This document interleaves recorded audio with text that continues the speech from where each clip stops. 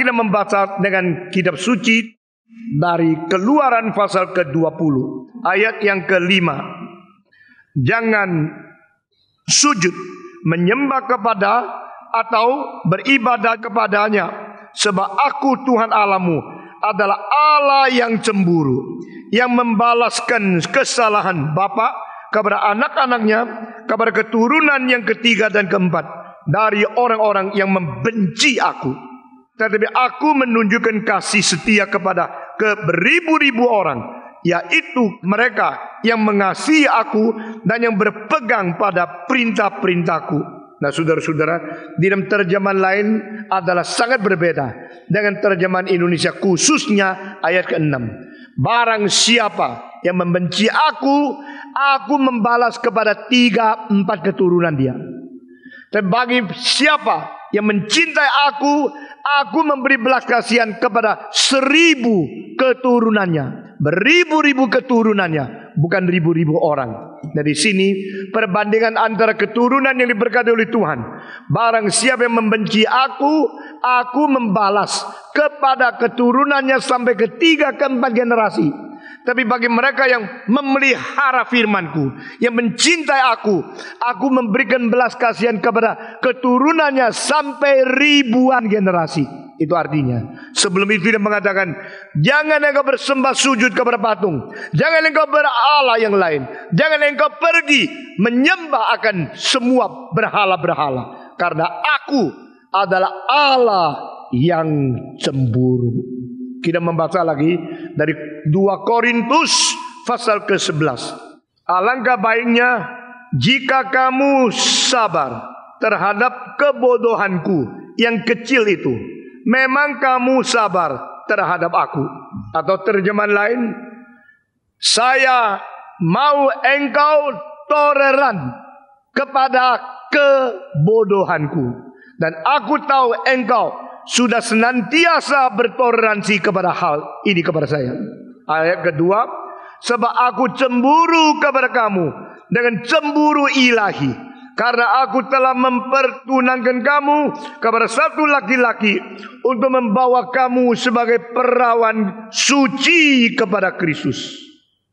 Tetapi aku takut kalau pikiran kamu disesatkan dari kesetiaan kamu yang sejati kepada Kristus, sama seperti Hawa diperdayakan oleh ular itu dengan kelicikannya. Kita membaca bersama-sama ayat kedua, 1, 2, 3. Sebab aku cemburu kepada kamu dengan cemburu ilahi, karena aku telah mempertunangkan kamu kepada satu laki-laki untuk membawa kamu sebagai perawan suci kepada Kristus. Mari kita berdoa sekali lagi. Berkatilah pagi ini sebagaimana Tuhan sudah memberkati kami pada waktu-waktu yang lampau. Dengan firman-Mu Engkau telah mengisi kebutuhan, memberikan kecukupan daripada jiwa kami yang aus akan kebenaran. Dari minggu ke minggu, dari bulan ke bulan, dari tahun ke tahun, Tuhan bertakhta dan Tuhan berkata-kata kepada kami. Sekarang kami datang kepadamu menanti firman-Mu. Kami bersembah sujud kepadamu. Kami mengaku dengan segala kebodohan kami. Kami sangat memerlukan bijaksana, kekuatan dan firman Tuhan yang benar untuk membenarkan hidup kami, untuk membawa kami kembali kepada hidup yang sesuai dengan kehendak Tuhan. Pakailah waktu ini untuk membentuk hidup kami masing-masing. Pakailah hamba-Mu yang hina untuk menyampaikan isi hati Tuhan. Pakailah kami untuk menerima kebenaran Tuhan dan boleh menyerahkan diri menjadi satu saluran yang hidup untuk memberkati orang lain juga. Karena itulah sebabnya kami hidup, untuk memuliakan Tuhan. Itulah sebabnya kami dicipta untuk menjadi saksi-Mu. Dengar doa kami yang kami panjatkan dalam nama Yesus Kristus, penebus dan juru selamat kami yang hidup. Amin. Di dalam 10 hukum, Tuhan minta manusia berjalan di dalam kebenaran dan jangan berdosa. Di dalam 10 hukum, Tuhan memberikan petunjuk bagaimana manusia harus beribadah kepada Tuhan. Nah, harus mengasihi sesama manusia. Di dalam 10 hukum, kita dibatas jangan Karena ini menjadi satu lingkup di mana kebebasan kita diatur, kebebasan kita dikontrol, kebebasan kita diselidiki oleh Tuhan. Pagar-pagar itu adalah seperti lampu merah yang membawa kita ke dalam keamanan, seperti lampu merah yang beritahu waktunya kita mesti rem karena bahaya di depan. Tetapi heran, di 10 hukum Tuhan tidak mau manusia berdosa. Dia justru mengatakan, aku adalah Allah yang cemburu. Atau di dalam bahasa Inggris, God of jealous. Saya adalah Tuhan yang iri. Nah, di sini bahasa Inggris pakai istilah sama dengan iri hati punya istilah itu. Tetapi di bahasa Indonesia, bahasa Tionghoa memakai istilah yang begitu berbeda. Cemburu. Saya sangat senang dengan bahasa Indonesia istilah cemburu. Dan bahasa Tionghoa iri, tetapi ditambah dengan kesesatan, kejahatan. Aku adalah Allah yang marah kepada orang yang menyeleweng. Aku adalah orang yang marah kepada mereka yang sesat. Aku adalah orang yang marah, Tuhan yang marah kepada orang yang berselingkuh. Itu artinya, 我是忌邪的上帝。忌 itu merupakan seperti iri. Xie itu adalah penyelewengan, kesesatan, ketidakberesan. Aku adalah Allah yang hatinya panas, hatinya begitu sedih dan begitu marah terhadap mereka yang tidak beres. Nah, saudara-saudara, inilah salah satu sifat ilahi yang jarang kita dengar, jarang kita khotbahkan, jarang kita pikirkan. Tetapi Alkitab mencatat seperti itu. Allah kita mempunyai sesuatu emosi. Nah, emosi itu lain dengan Allah-Allah yang lain. Allah-Allah yang lain sebenarnya bukan Allah. Allah yang sejati tidak mau kita pergi menyembah yang lain.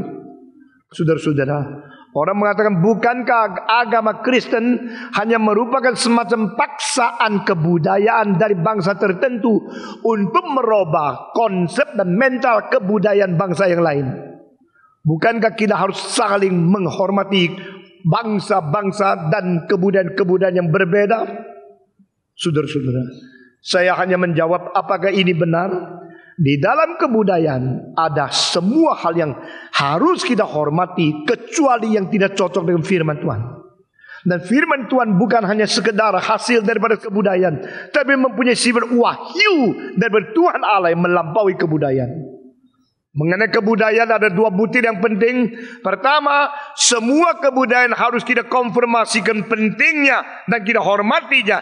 Tetapi poin kedua, jangan lupa, semua kebudayaan mungkin mempunyai unsur-unsur dari setan untuk mengacaukan pikiran dan hidup manusia. Itu sebab firman Tuhan harus mempunyai tugas, harus menjalankan sesuatu manfaat yang besar, yaitu mengkoreksi, mentransformasi kebudayaan. Lalu saya berkata kepada mereka, jikalau 2 tambah 3 itu boleh dikatakan 8, boleh dikatakan 7, boleh dikatakan 10, boleh dikatakan 235, boleh dikatakan 0, dan kita harus menghormati semua jawaban, itu tidak beres. Jikalau 2 tambah 3 adalah 8, dan 8 menganggap diri benar, lalu dia menghina orang yang mengatakan 2 tambah 3 itu adalah 7. Lalu dia mengatakan, engkau tidak benar, aku benar, 2 tambah 3 adalah 8. Lalu yang 7 mengatakan, bagaimana bisa begini? 2 tambah 3 bukan 8, tapi adalah 7. Semua menganggap diri benar, semua menganggap diri sudah mendapat jawaban. Itu agama. Itu yang persis apa yang dikatakan di dalam Yesaya pasal 53 ayat ke-6. Kita semua seperti domba, dan sudah masing-masing jalan tersesat di dalam perjalanan diri sendiri. All we like sheep, we have gone astray. Kita sudah sesat pada jalan sendiri. Everyone turn into his own way. Kalau begini berarti tidak ada kebenaran. Yang ada adalah jawaban. Dan jawaban tidak perlu sinkron. Engkau mempunyai jawabanmu sendiri, saya mempunyai jawabanku sendiri, dia mempunyai jawaban dia sendiri. Masing-masing mempunyai jawaban yang berbeda. Dan itulah keadaan kebudayaan. Tapi saudara-saudara, agama dan kebudayaan hanya 2 aspek pencetusan potensi yang diciptakan manusia dalam diri hidup orang yang disebut menurut peta teladan Allah. Pada waktu kita menemukan nilai, sistem nilai hidup yang eksternal, itu menjadi dasar daripada kebudayaan. Waktu kita menemukan satu sistem moral daripada internal, itu disebut sebagai satu unsur daripada agama. Dan kebudayaan dan agama sama-sama mengatur, menguasai, memberikan pengarahan kepada seluruh hidup kita sebagai manusia, di dalam atau di luar. Orang yang beragama mempunyai konsep nilai. Orang yang mempunyai kebudayaan mempunyai sistem nilai. Dan sistem nilai daripada agama dan kebudayaan menjadikan orang itu tidak sama dengan orang barbar. Orang-orang barbar, mereka sewenang-wenang, sebebas mungkin berbuat segala kejahatan tanpa diikat oleh dalil apapun. Tetapi agama tidak memperbolehkan, kebudayaan tidak memperbolehkan. Lalu ini membentuk bangsa. Semua bangsa mempunyai agama atau mempunyai kebudayaan dianggap paling baik.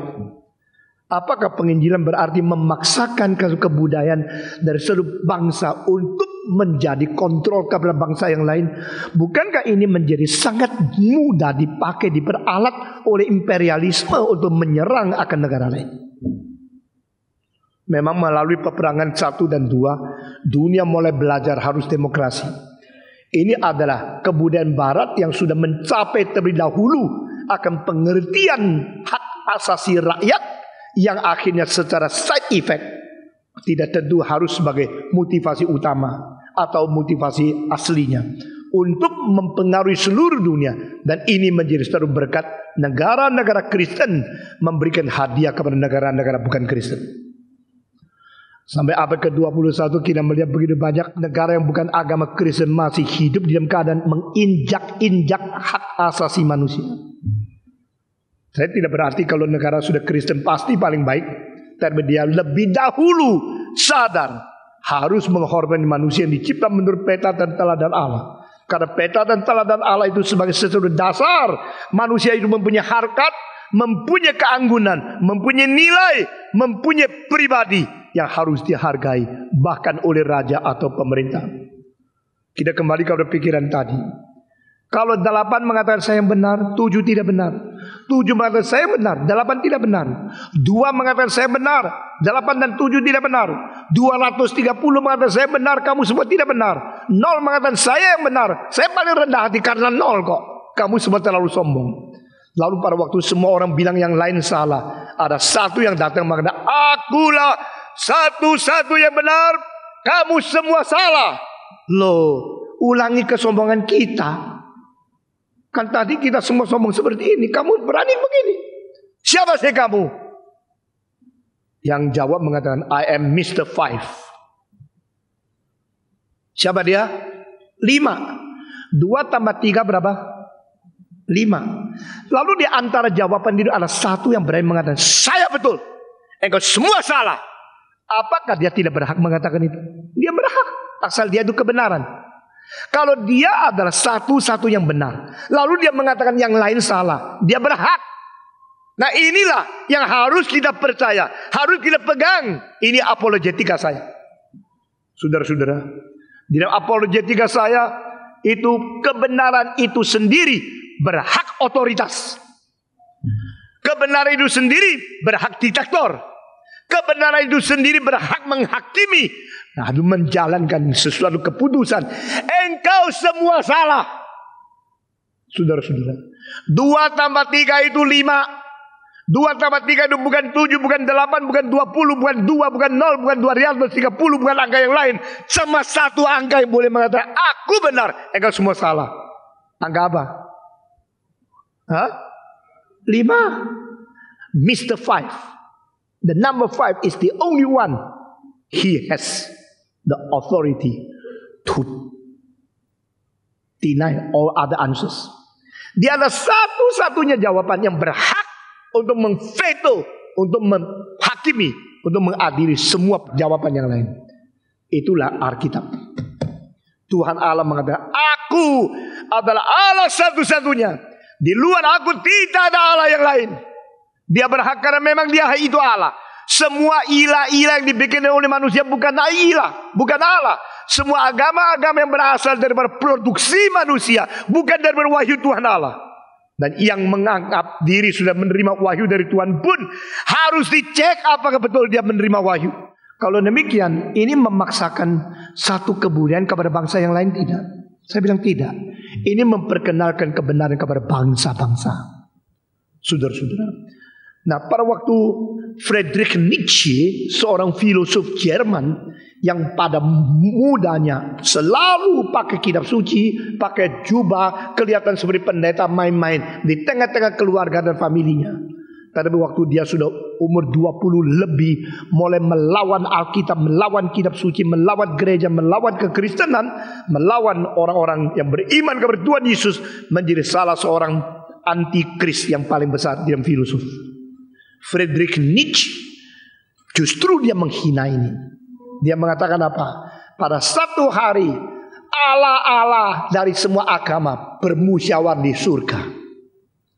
Waktu mereka bermusyawarah, berkonferensi, di tengah-tengah sambil ngomong-ngomong, di antara Allah-Allah ada satu yang paling sombong. Allah-Allah ada yang lebih rendah hati, ada yang lebih sombong. Dan paling sombong itu berdiri dan berkata, akulah Allah satu-satunya. Di luar aku tidak ada Allah yang lain. Setelah dia memproklamasikan ini, yang lain tidak setuju. Ini sekarang saya memerlukan orang yang berotak ya. Karena ini filsafat barat yang mempengaruhi sampai barat menjadi sekularisme. Begitu banyak melawan Kristen karena Nietzsche. Pada waktu Allah itu mengaku diri paling hebat. Yang lain bukan Allah. Saya satu-satunya Allah. Setelah dia memproklamirkan itu, yang lain yang tidak setuju semua ketawa. Karena Allah, maka kalau ketawa keras. Kalau keras sampai surganya goncang. Menurut syair dari Das Usbuk Zarathustra dari Friedrich Nietzsche, dia terus mengatakan Allah ketawa, mentertawakan Allah yang sombong. Mentertawakan yang mengatakan dia sendiri yang Allah. Akibatnya seluruh alas daripada surga itu goncang. Sampai akhirnya terus goncang dan habis-habis. Makin lama goncang. Semua Allah yang ketawa mati semua. Itu namanya God is dead. Di situ dia menyinggung. Dia di situ berusaha untuk menyindir agama Kristen, agama yang sombong. Hanya Allah orang di dalam kitab suci orang Kristen berani mengatakan akulah Allah yang sejati. Tidak ada Allah di luar saya.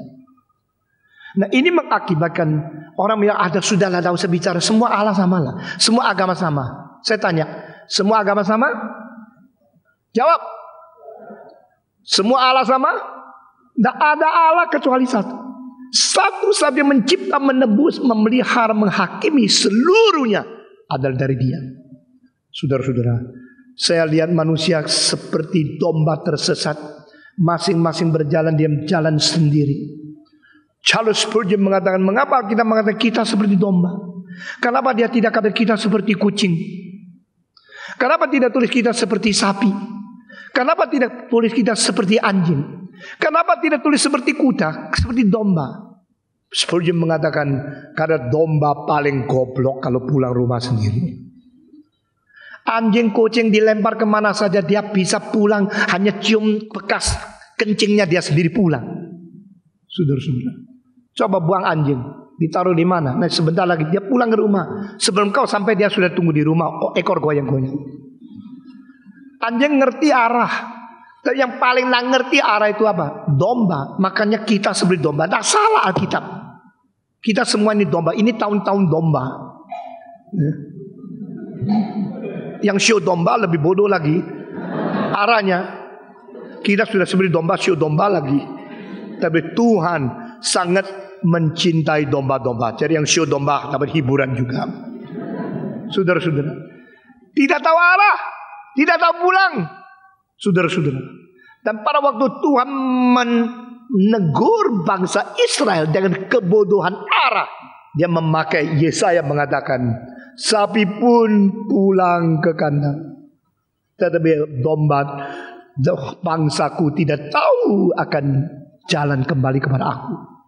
Saudara-saudara sekalian, saya tetap percaya dan pegang hanya satu Allah, dan Dia yang benar 100%. Dia yang adalah kebenaran. Kalau tidak ada, manusia tidak ada pengharapan. Manusia tidak tahu harus kemana. Manusia tidak mungkin mempunyai otoritas. Manusia tidak mempunyai pegangan.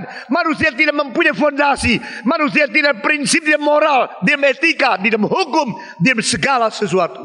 Saudara-saudara, dan Allah ini mengatakan, aku Allah yang cemburu. Aku tidak boleh engkau menyembah patung-patung. Hei, anggota GRI masih pergi cari ahli nujun, masih pergi ke gunung, masih pergi cari dukun-dukun. Bertobatlah kamu, kembali ke Tuhan, karena Allah kita adalah Allah yang cemburu. Nah, kalau Allah itu mempunyai sifat cemburu, apakah Allah juga berdosa? Tidak. Karena ini merupakan sesuatu emosi yang menguasai, membawa kita kembali kepada kebenaran. Saudara-saudara, maka saya percaya emosi itu, cemburu itu penting sekali. Cemburu berlainan dengan iri hati. Saudara-saudara, kalau iri hati mempunyai unsur-unsur dosa, cemburu adalah mempunyai unsur-unsur membasmi dosa. Kalau iri hati mempunyai sesuatu unsur-unsur egoisme, justru cemburu melawan egoisme.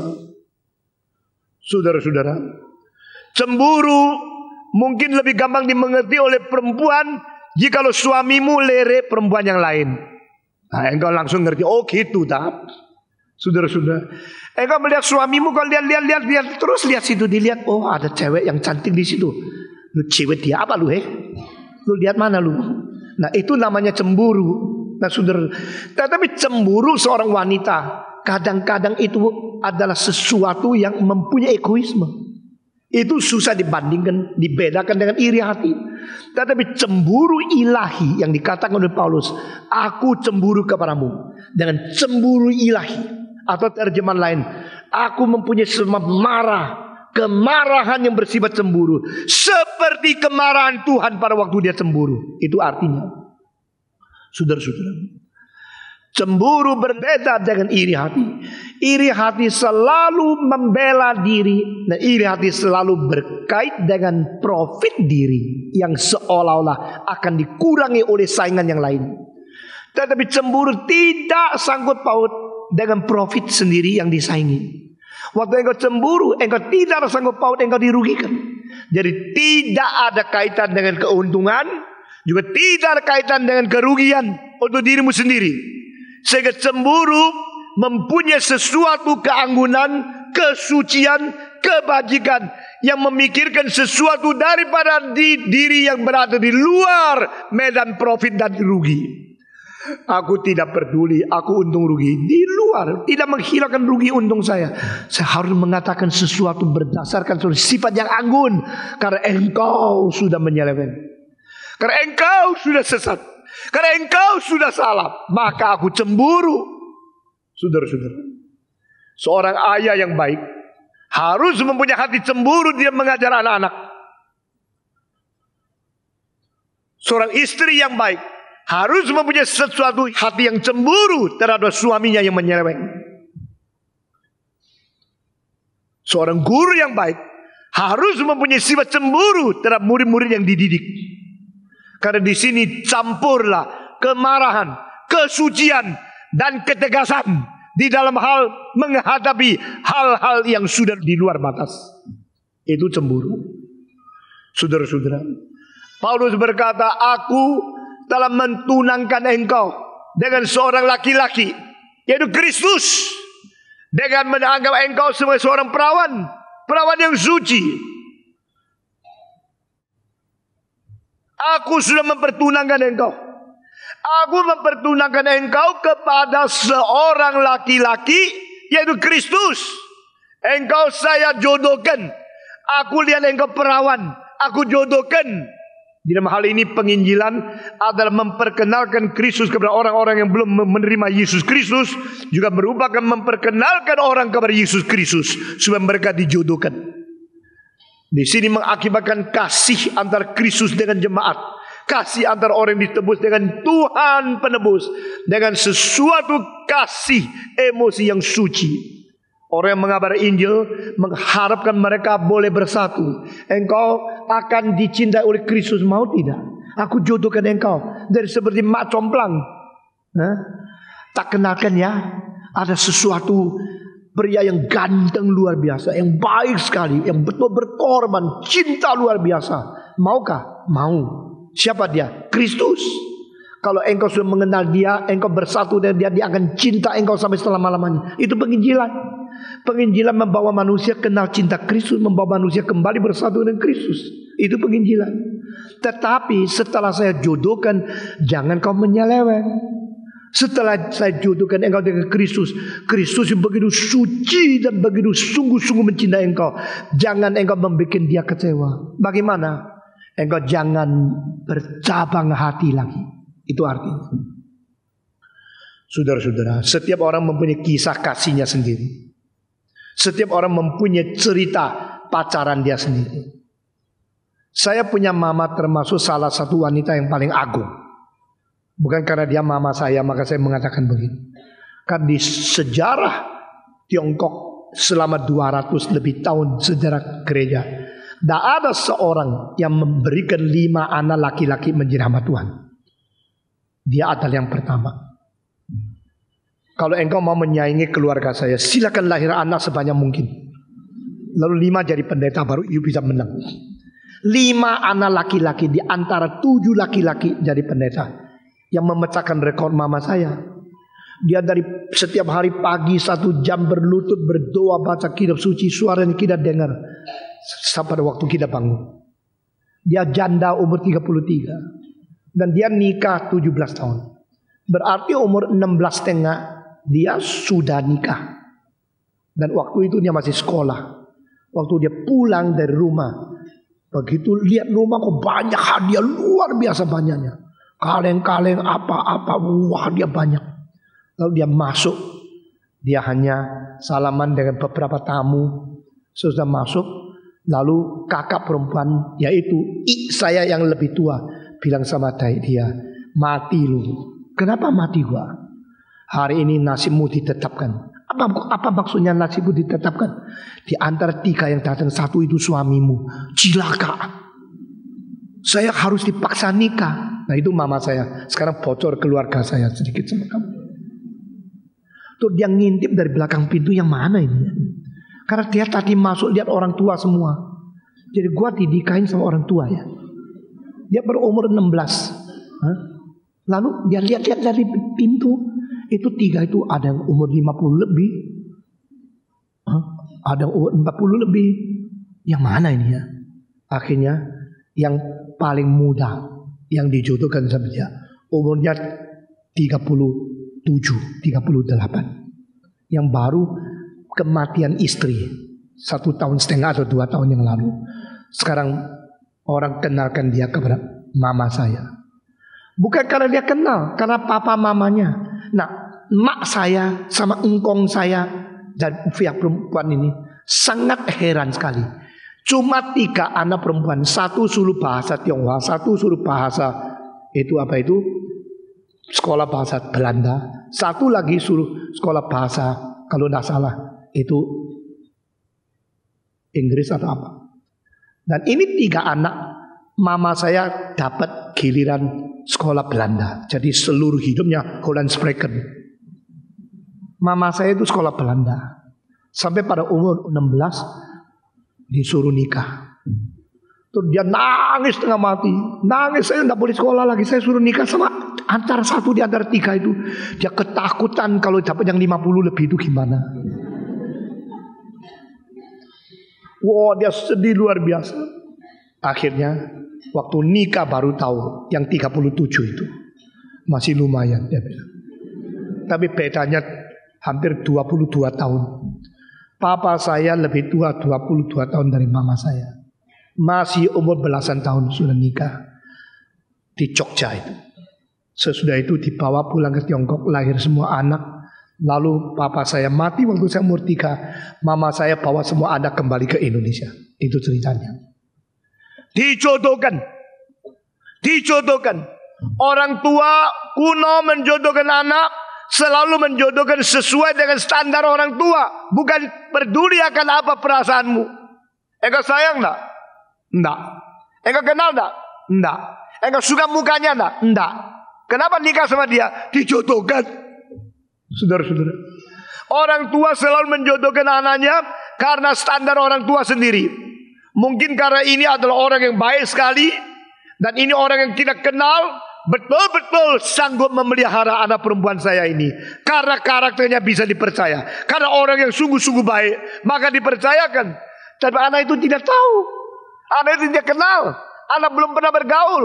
Tetapi orang tua mempunyai otoritas nikah. Ya nikah. Saudara-saudara.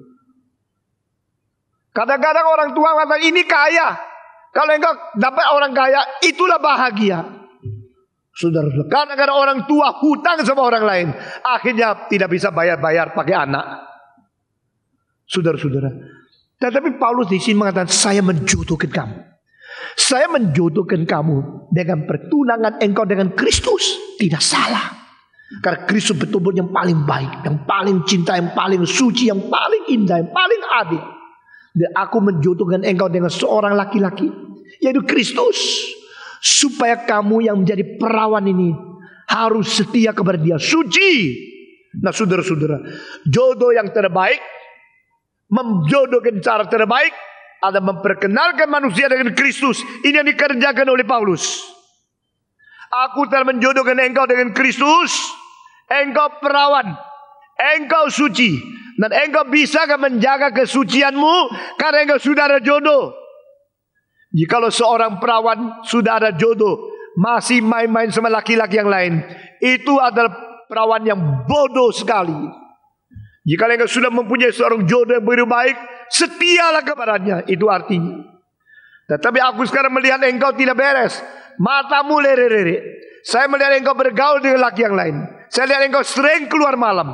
Saya lihat engkau tawa-ketawa tidak suci seperti perempuan Sunda.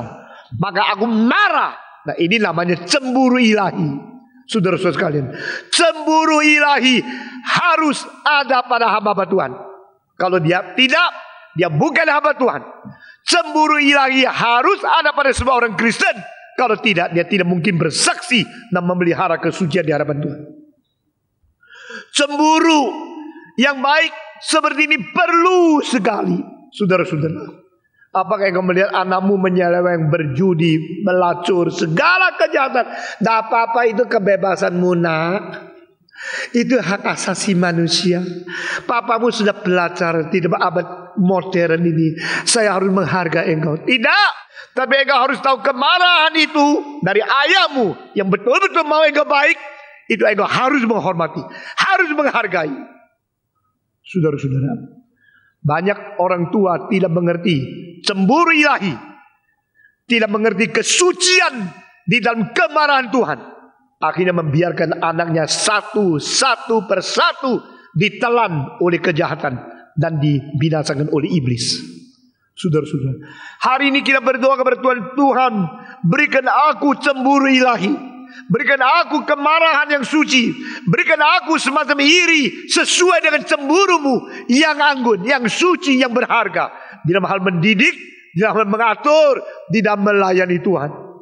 Saudara-saudara, cemburu ilahi sangat diperlukan. Dan di Alkitab kita melihat ada beberapa kasus cemburu ilahi pada untuk meletus. Tuhan menghargai dan Tuhan akhirnya memakai orang tersebut. Saudara semua mengetahui pada zaman Musa ada seorang nabi yang juga mengenal Tuhan Allah, tetapi dia tidak berani menyeleweng karena dia tahu prinsip ilahi. Namun dia terlalu mencari keuntungan bagi diri sendiri dan dia menyeleweng. Siapa itu namanya? Bilam. Bilam waktu melihat raja orang kafir membawa sekereta emas kepada dia, hanya minta dia satu hal. Engkau seorang nabi, aku memberikan suapan satu kereta emas. Minta engkau coba kutuk Bani Israel. Saya tidak senang bangsa ini. Bangsa ini mengganggu saya. Coba kutuk mereka. Kutuk kamu kan demi nama Allah, demi Yehova. Engkau mempunyai kuasa, engkau nabinya. Kutuklah dia. Saudara-saudara, bedanya Musa sama Bilam apa? Musa Nabi Yehova yang melayani bangsa Yehova, yang berada di wadah Yehova. Tetapi Bilam Nabi yang memakai nama Yehova, tapi tidak melayani di wadah yang disediakan oleh Tuhan. Dia melayani di luar. Akhirnya orang luar mengatakan sekarang kutuk. Silakan kutuk Israel. Kalau engkau kutuk, saya kasih seluruh kereta emas ini, uang, harta kepada engkau menjadi milikmu.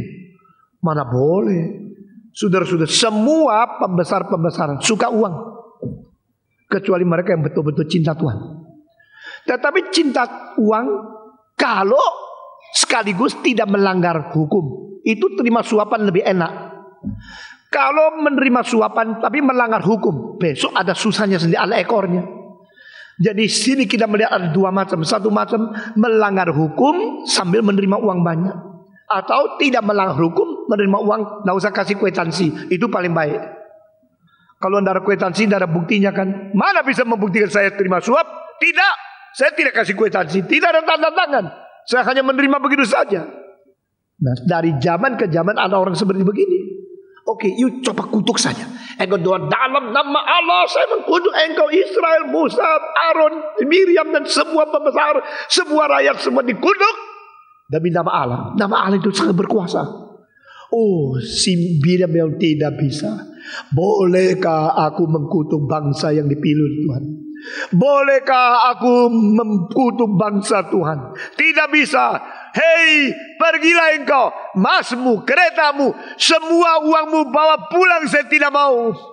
Kedua kali lebih banyak dibawa. Nah, orang-orang ini mempunyai presupposisi kalau seseorang melihat uang lebih banyak pasti goncang dia. Mungkin dia tidak mau karena uang kurang banyak. Ditambah lagi, ditambah lagi. 3 kalinya semua ditolak. Sudah ditolak sama Bilaam. Akhirnya Bilaam pakai satu cara. Saya kalau kutuk saya berdosa. Tapi kalau dia dosa sendiri, bukan saya berdosa. Maka dia memakai cara untuk menjerumuskan seluruh Bani Israel ke dalam perzinahan.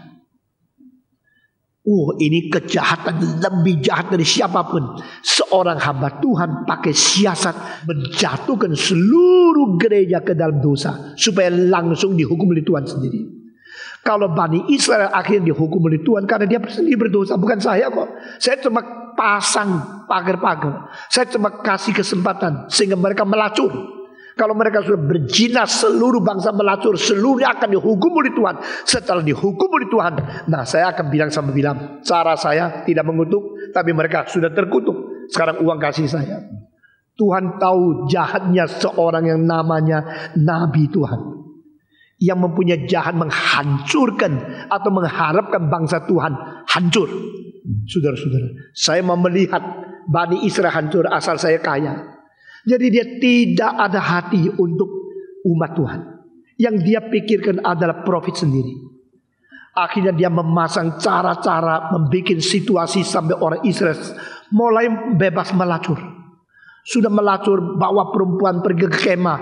Bani Israel, Bani yang paling suci di seluruh dunia, sekarang menjadi yang melacur. Banyak laki-laki terjerumus. Lalu Tuhan berkata, Musa, bangsaku sudah jerumus ke dalam kejahatan. Sekarang bagaimana? Saudara-saudara, akhirnya mengatakan ada seorang pemuda. Dia itu begitu cemburu dengan cemburu ilahi. Dia mengatakan tidak beres. Bangsa ini sudah mau rusak. Ini sudah mau hancur. Sudah mau dihukum oleh Tuhan. Pada waktu dia berada di tengah jalan, melihat seorang pria bawa seorang pelacur masuk ke dalam kemah. Saudara-saudara, pemuda ini namanya Finihab. Dia mengambil panah, langsung dilemparkan. Dan panah itu tembus ke jantung pria itu sampai dia mati. Saudara-saudara, setelah Finihab dengan cemburu ilahi membunuh orang yang berdosa, baru kemarahan Tuhan berhenti. Saudara-saudara, ini contoh yang terbaik di dalam kitab suci. Ada pemuda seperti ini tidak? Di dalam zaman apapun, kalau ada pemuda yang berani melawan dosa, berani membasmi kejahatan, berani menyatakan cemburu ilahi, bangsa itu ada pengharapan. Kita melihat begitu banyak hal yang tidak beres terjadi di seluruh negara. Kita melihat makin banyak narkoba, lebih banyak perjudian. Saudara-saudara, jikalau di dalam pemerintah tidak ada orang yang membasmi, tidak orang berani mengatakan sesuatu, maka negara ini akan makin lama makin merosot sampai akhirnya dibuang oleh Tuhan. Tetapi kalau ada orang seperti ini, mungkin dia dibuang oleh orang lain dan dianggap musuh daripada pemerintah juga. Ini kesulitan manusia. Zaman terus merosot seperti ini. Dan Tuhan pakai Finihab yang memberikan panah menusuk ke dalam jantung orang berjahat. Di situ Tuhan berhentikan penyakit yang menular. Tuhan berhentikan kemarahannya. Dan sekali lagi menyayangi akan umatnya. Saudara-saudara, singkirkanlah segala kejahatan dari hatimu. Singkirkan segala kejahatan dari gereja. Singkirlah segala sesuatu supaya kita boleh terus diberkati dan dipakai oleh Tuhan. Kita memerlukan emosi yang ini, cemburu ilahi. Saudara-saudara, bukan saja demikian, kita melihat kali kedua kasus dan contoh yang baik pada waktu orang Israel menyembah berhala. Pada orang Israel berdangsa-dangsa berfoya-foya sampai menyembah patung dibikin daripada lembu emas itu. Musa turun daripada gunung Horeb melihat keadaan demikian. Dia mengatakan, ini suara apa? Yang mengikuti dia mengatakan, ini adalah suara biasa. Tidak bisa. Aku telah mendengar suara yang tidak beres. Orang di sekitar Musa tidak sepeka Musa. Meskipun mereka lebih muda, mereka tidak mempunyai kerohanian yang sensitif, bisa membedakan suara yang jahat dan suara yang biasa. Musa waktu turun melihat mereka sedang menyembah berhala, menyembah patung, berdangsa-dangsa, berbuat segala macam kejahatan di situ. Musa marah dan melemparkan kedua batu loh yang mencatat 10 hukum yang ditulis oleh tangan Tuhan Allah sendiri. Hancurkan batu itu. Kemarahan manusia paling besar adalah kali ini, sehingga yang ditulis oleh Tuhan Allah pun dipecahkan. Jikalau saya sekarang merobek surat daripada presiden, itu bukan sesuatu pelanggaran yang kurang ajar luar biasa. Surat tulisan presiden pun saya robek. Sama seperti kita boleh mengerti, Musa memecahkan batu yang di atasnya tercantum tulisan 10 hukum oleh tangan Tuhan Allah sendiri. Tapi herannya, Tuhan Allah tidak marah. Waktu Musa marah seperti ini, waktu Musa memecahkan kedua batu itu, Tuhan Allah tidak marah. Siapa itu? Siapa engkau? Musa. Itu batu ada tulisan saya sendiri. Kenapa engkau memecahkan? Allah tidak marah. Kenapa? Saya heran. Kenapa Allah tidak marah? Begitu penting dua batu loh yang dipecahkan. Dia tidak mengakibatkan Allah marah. Karena dia sedang marah serta Tuhan Allah. Dia sedang marah sesuai dengan kemarahan Tuhan. Pada waktu Allah mengasihi manusia, banyak orang mau menjadi pendeta, menyatakan cinta kasih, mengutarakan berita kasih. Tetapi pada waktu Allah marah kepada seluruh bangsa, tidak ada orang mau menjadi hambanya. Karena kalau marahin orang lain, itu bikin sendiri susah, bikin hubungan tidak baik, bikin orang benci sama kita. Buat apa? Jadi kalau Allah mau memakai kita menjadi saluran kasih, kita semua mau, oh Tuhan, saya mau menjadi hambamu. Pada waktu Tuhan mau memakai orang untuk menjadi saluran cemburu ilahi, kemarahan yang suci, jarang orang mau mulutnya dipakai oleh Tuhan. Itu sebab Tuhan sangat memakai Yohanes Pembaptis. Tuhan sangat memakai Paulus. Tuhan sangat memakai John Sung. Tuhan sangat memakai akan Charles Finney. Tuhan sangat memakai akan John Wesley. Mereka adalah orang berani marah. Marah bersifat marah ilahi. Saudara-saudara. Tetapi apa yang menjadi korban? Korban dari Yohanes Pembaptis, kepala dipenggal. Korban daripada John Wesley, 1000 kali dia khotbah 1 tahun. Sampai capeknya luar biasa. Korban daripada John Sung, umur 43 mati kanker tulang. Saudara-saudara, karena terlalu lelah, terlalu giat bekerja bagi Tuhan, mereka menyatakan kemarahan ilahi pada zamannya. Mereka berani menegur dosa, bukan hanya memberikan penghiburan, memberikan counseling saja. Bertobatlah kamu, karena Allah itu suci adanya. Setiap zaman perlu ada orang yang mempunyai cemburu ilahi, kemarahan suci, keberanian menyatakan dosa untuk membalikkan bangsa dan generasi itu kembali kepada Tuhan. Saudara-saudara sekalian, dan Musa pada waktu itu mengatakan, siapa memfihak Tuhan, bunuhlah saudaramu. Oh, 10 hukum baru tulis, baru diberikan mengatakan jangan membunuh. Tapi sekarang Musa yang memberikan 10 hukum, dipecahkan dulu kedua itu, lalu mengatakan bunuhlah saudaramu. Masakan Musa yang memberikan 10 hukum yang di dalamnya isi tidak boleh membunuh, sekarang memerintahkan orang membunuh? Pendeta kok pelin-pelan ya, kok banyak kok lain-lainnya. Kita kadang-kadang tidak ngerti sesungguhnya rencana Allah yang jauh lebih tinggi dari rencana manusia. Kita hanya mau pakai istilah-istilah yang pernah diucapkan oleh pendeta untuk mengikat pendeta. Musa menghancurkan kedua loh itu batu. Lalu Musa mengatakan bunuhlah saudaramu. Oh, bukan ini pelanggaran, bukan ini berlainan dengan kehendak Allah, bukan Allah tidak boleh manusia membunuh. Justru terbalik, saatnya ini adalah perintah Tuhan dengan cemburu ilahi dan kesucian dari kemarahan. Bunuhlah saudaramu. Waktu itu hanya satu suku yang berani keluar. Mereka keluarkan pesta membunuh saudara-saudaranya yang berzina, yang berfoya-foya, yang menyembah patung. Saudara-saudara, jikalau hari itu tidak dilakukan hal itu, hari ini tidak ada 10 hukum yang sungguh-sungguh mengatakan janganlah engkau menyembah patung dan berhala, karena aku Allahmu adalah Allah yang penuh dengan cemburu. Saudara-saudara, the monotheistic faith, monotheistic worship, the monotheistic system of religion bisa terus menerus sampai hari ini, karena hari itu Tuhan menyatakan kemarahan. Dan akhirnya pada waktu selesai, sudah bubar, dihitung mayat yang dibunuh 3.000. Itulah waktu hari turunnya Taurat. Waktu Taurat diturunkan ke dunia, 3.000 orang yang mati. Waktu Roh Kudus turun ke dunia, 3.000 orang yang dibaptiskan, yang diselamatkan. Inilah perjanjian lama dan perjanjian baru. Hukuman Tuhan itu sangat diperlukan. Jikalau tidak ada sibilis, jikalau tidak ada penyakit kelamin sampai 500 tahun panjangnya, manusia tidak menghormati akan kesucian seks. Tuhan biarin, tunggu sampai 500 tahun baru boleh ditemukan penisilin untuk mengobati. Saudara-saudara, lalu sesudah penisilin mengobati, manusia melampiaskan nafsu lagi, sembarangan main dengan pelacur, main dengan banyak perempuan. Apakah Tuhan tidak tahu? Tuhan membiarkan AIDS datang lagi. Sekarang belum ditemukan. Apakah AIDS itu akan baru mendapatkan pengobatannya setelah 500 tahun? Cilaka. Saudara-saudara, semua yang mengatakan jangan perang, hatinya baik.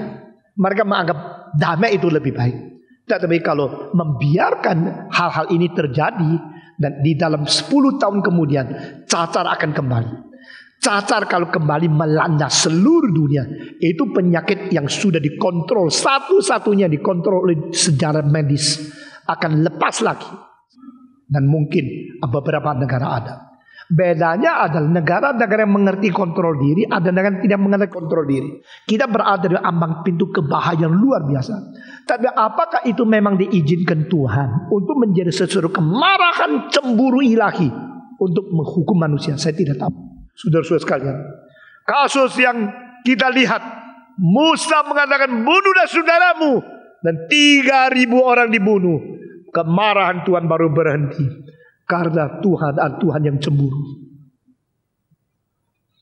Kasus yang ketiga kita lihat adalah Elihu. Elihu adalah seorang muda yang dengar terus perdebatan antara 3 kawan dari Ayub dengan Ayub. Pada waktu mereka berdebat, saya tidak tahu berapa lama, 3 kawan itu begitu simpati.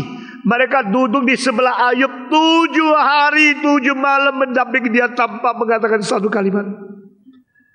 Di dalam pembesukan kita mau pakai 3 menit besuk orang, terus ngomong kalimat ayat-ayat yang kita anggap sudah hebat, selalu kita pergi serahkan dia sama Tuhan. Tapi kadang-kadang apa yang kita kerjakan tidak mampan, tidak ada gunanya.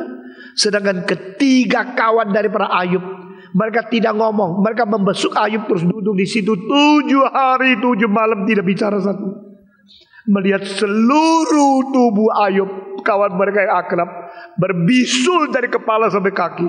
Mereka tercengang, tidak bisa ngomong, hanya memikirkan kalau terjadi pada saya bagaimana. Mereka cuma tahunya di situ, coba mereka tahu di situ simpati, belas kasihan, tapi tidak bisa ngomong. Lambat laun 1 hari, 2 hari, 3 hari, 8 hari, 9 hari, 10 hari, sudah biasa melihat dia garu-garu. Sekarang mulai bilang, lu pasti dosa lu telah bermaka dihukum. Mulai debat. Simpati manusia sangat terbatas. Simpatos manusia terbatas. Pada saat batas itu sudah lewat, mulai ngomel, mulai marah-marah, mulai debat. Perdebatan mereka didengar oleh seorang pemuda. Pemuda itu pintar luar biasa. Saya tidak tahu Elihu itu siapa.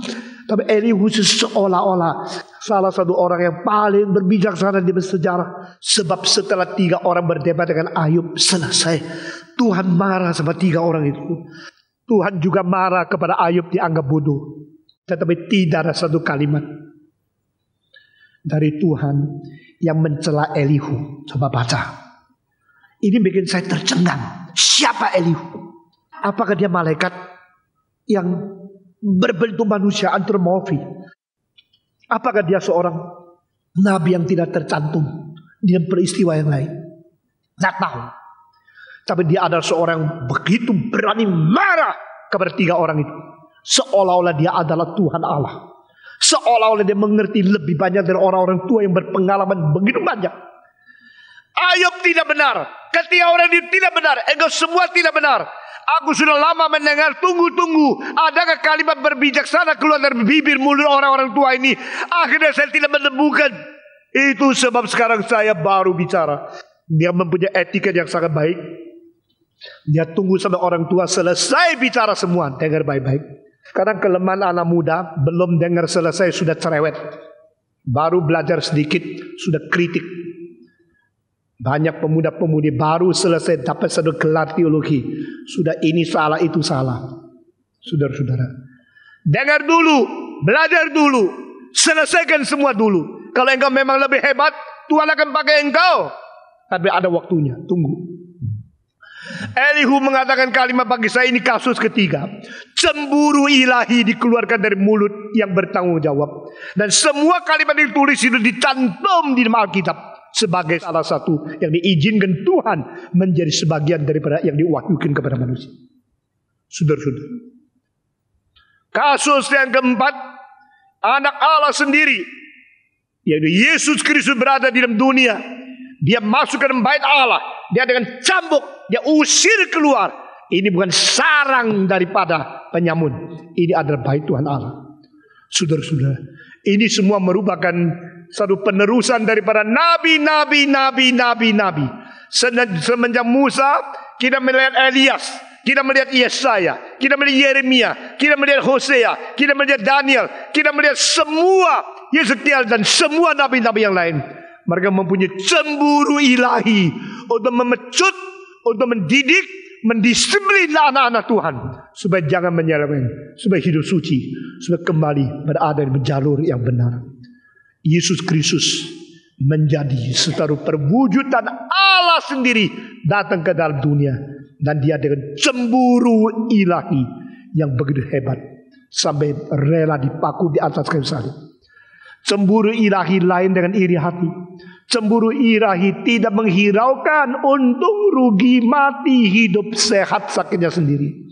Pada saat yang perlu, dia mengeluarkan kalimat-kalimat yang tegas, kalimat-kalimat yang suci, kalimat-kalimat yang adil, mewakili Tuhan untuk memberikan pencerahan kepada anak-anak Tuhan. Dan dengan demikian, orang-orang yang dididik, orang-orang melihat kemarahan itu, sadar Tuhan hadir. Suatu kali Dr. Stanley Wee bicara sama saya. Dia mengatakan pada waktu dia berkhotbah di Medan, dia mengatakan kalimat-kalimat yang keras luar biasa. Allah yang adil dan suci tidak mau engkau korupsi, tidak mau engkau berjinah. Pada waktu dia khotbah dipenuhi Roh Kudus, tangannya menuding. Semua mengetahui dia sedang nuding satu orang. Dan orang lihat itu memang orang itu korupsi. Pendetanya tidak tahu. Pendeta itu cuma tahunya taat kepada Tuhan, mengatakan kalimat-kalimat yang penting. Dan akhirnya betul-betul mengakibatkan orang itu malu luar biasa. Karena memang dia seorang korupsi di dalam sekolah Kristen yang dapat uang banyak untuk diri sendiri. Dan akhirnya orang itu bertobat karena Tuhan pakai dia. Dan dia mengatakan, Stephen, waktu saya berkhotbah, ada orang berkata, malam itu Dr. Stanley E. berkhotbah, manusia merasa hadirnya Tuhan dan penghakiman kiamat seolah-olah dipercepat Hari itu terjadi di Medan. Saya mengerti. Itu namanya Tuhan menyertai.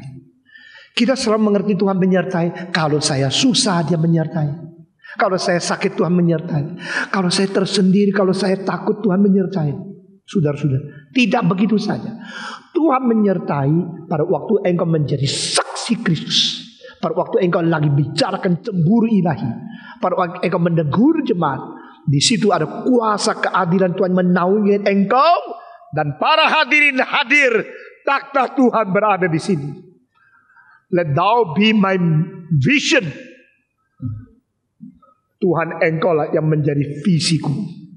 Engkau juga yang menjadi takhtaku. Di mana aku melihat kuasamu dan menyatakan kehendakmu. Saudara-saudara, kita sangat memerlukan cemburu ilahi. Paulus berkata, aku mempertunangkan engkau dengan Kristus. Sebagai seorang perawan dikenalkan kepada seorang laki-laki. Jagalah kesucianmu. Jangan menyeleweng. Karena engkau jangan seperti Hawa digoda oleh ular. Lalu tidak lagi setia kepada Tuhan Allah yang mencipta dan memberikan perintah. Kiranya Tuhan memberkati kita. Beri kepada kita emosi cemburu ilahi yang suci. Untuk menghadapi diri. Juga menghadapi gereja. Menghadapi generasi. Menghadapi anak-anak yang Tuhan serahkan kepada kita. Mari kita berdiri bersama-sama. Mari kita berdoa untuk gereja Tuhan. Berdoa untuk anak-anak Tuhan. Berdoa untuk pekerjaan Tuhan. Kiranya kesucian ilahi, kemarahan ilahi, cemburu ilahi berada di dalam gerejanya, berada di dalam umatnya, berada di hamba-hambanya, sehingga setiap orang yang melayani Tuhan boleh melayani dengan sungguh memuliakan Tuhan. Mari kita berdoa bersama-sama, semua berdoa. Bapa di dalam surga, kami berterima kasih untuk firman-Mu yang hidup, firman-Mu yang dahsyat, firman yang berkuasa dan firman yang suci. Kami berterima kasih untuk peringatan-peringatan yang penting dalam hidup kami masing-masing. Sehingga kami boleh menjadi orang Kristen yang sungguh-sungguh beribadah, orang Kristen yang sungguh-sungguh setia, orang Kristen yang sungguh-sungguh sehati. Tidak bercabang jiwa untuk melayani, untuk menyembah sujud kepada Tuhan. Sehingga kami boleh berkenan di mata Tuhan dengan doa kami Tuhan. Kami serahkan hidup kami masing-masing. Serahkan kelakuan kami masing-masing. Pertuturan, iman, kepercayaan. Dan juga akan kesaksian kami masing-masing. Pakai kami untuk menjadi hamba yang setia dalam nama Yesus Kristus, penebus dan juru selamat kami yang hidup. Kami sudah berdoa. Amin.